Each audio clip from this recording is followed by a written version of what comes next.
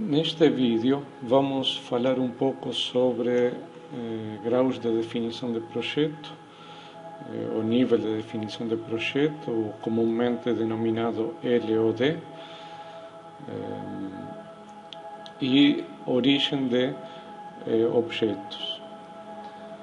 Nessa tela que estamos vendo tem duas massas de um edifício, que é o Seagram Building, é um edifício projetado pelo arquiteto Mies van der Rohe na década de 50, da qual modelamos aqui a volumetria do objeto. Nessa volumetria, apenas alguns detalhes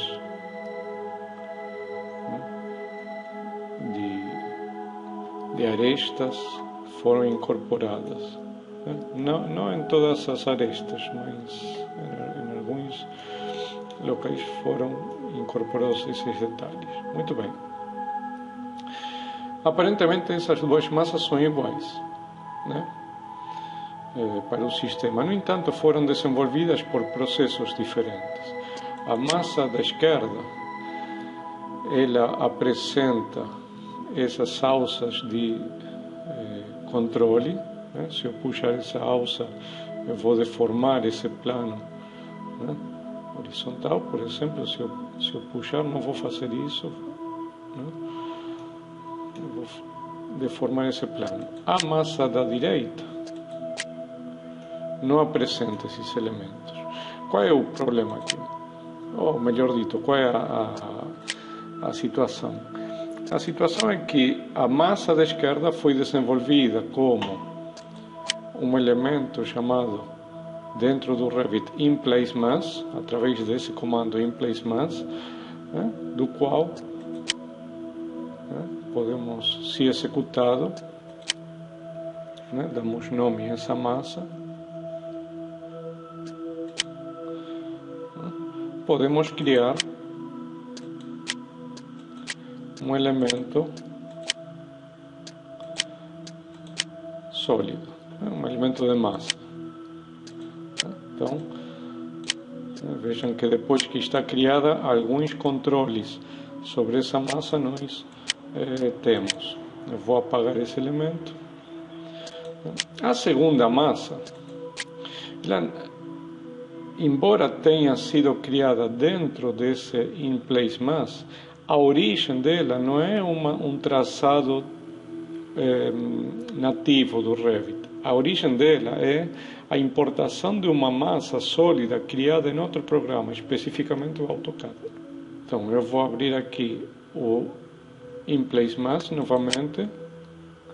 Eu vou dar novamente um nome para esse objeto que eu vou criar.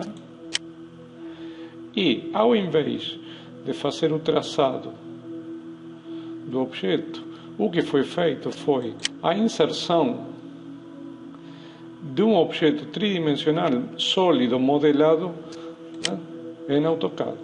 Então, foi procurado aqui esse objeto sólido e é inserido no editor de massas. Vou cancelar a operação. Essa operação deixa essas duas massas como objetos visualmente similares, no entanto, com propriedades e possibilidades diferentes para eles. Algumas possibilidades de modelagem continuam, são comuns. Algumas outras são diferentes. Por exemplo, o fato de eu ter a liberdade de alterar a geometria desse objeto mais facilmente do que a desse objeto. Muito bem.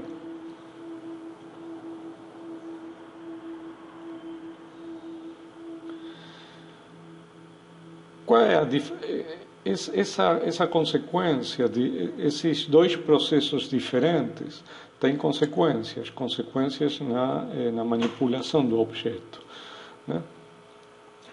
Como disse anteriormente, algumas possibilidades ficam comuns aos dois objetos. Por exemplo, se eu seleciono essa massa, eu poderia aplicar sobre ela, né, através desse comando massFloor, a seleção de todos os andares criados. Os andares criados são todos esses planos aqui. Os andares do projeto são os andares que já tinham sido definidos previamente.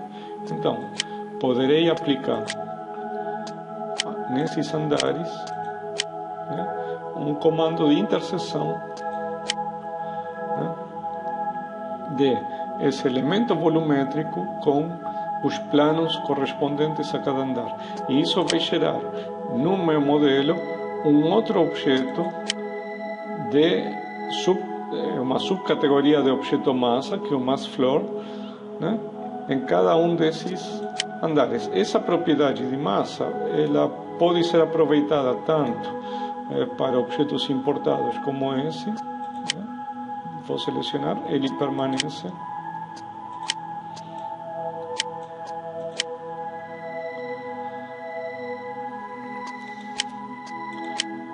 Vou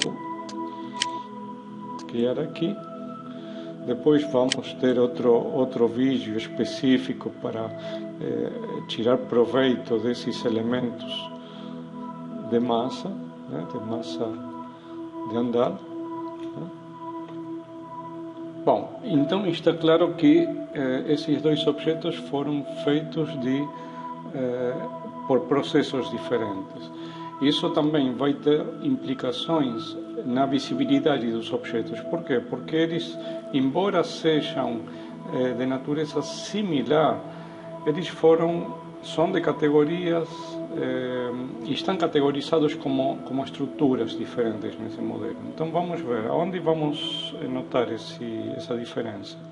No quadro de visibilidade, que eu vou ativar aqui digitando VV no teclado,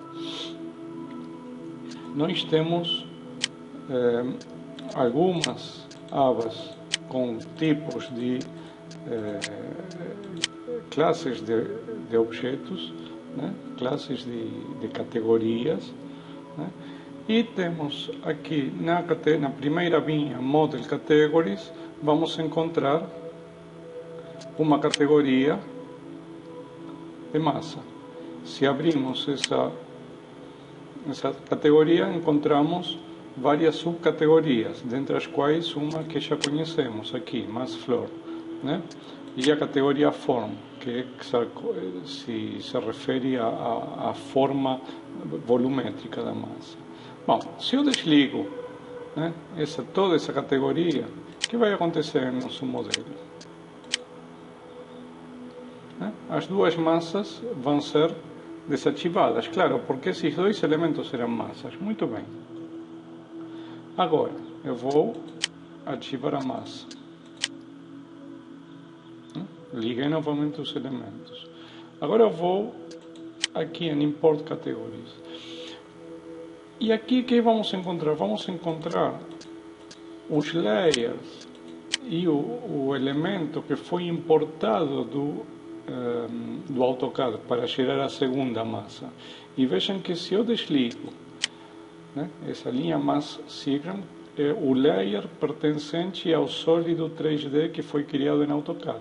Se eu desligo essa categoria, esse layer, né, eu estou na categoria de objetos importados, eu vou desligar, né, o sólido dessa massa, e essa massa está ligada. Tá? Então é importante que o modelador entenda qual é a origem, né? É evidente que a origem dos nossos objetos nós teoricamente conhecemos, porque fomos nós que os fizemos, mas em um sistema colaborativo de trabalho onde a informação se compartilha de diversas fontes, entender, comunicar para as outras equipes qual foi a metodologia adotada para fazer determinados objetos, é importante, é fundamental. Por quê? Porque isso vai beneficiar a eficiência do conjunto de agentes que trabalham envolvidos em um projeto BIM. Tá? Então, manter uma comunicação de fluxos de trabalho, de procedimentos metodológicos de trabalho é importantíssimo.